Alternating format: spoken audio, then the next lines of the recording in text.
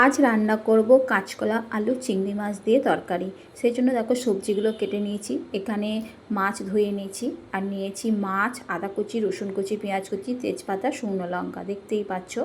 তারপরে মাছগুলোকে তো ধুয়ে নিয়েছি, এবার নুন হলুদ মাখিয়ে নিচ্ছি। এরপরে আমি কড়াইতে তেল দেব, তেল দিয়ে মাছগুলোকে ভেজে নেব। মাছগুলো কিন্তু খুব কড়া করে ভাজবো না, চিংড়ি মাছ এমনি কড়া করে ভাজে না, একটু আধ ভাজা করে ভাজলে দেখবে খেতে ভালো লাগে।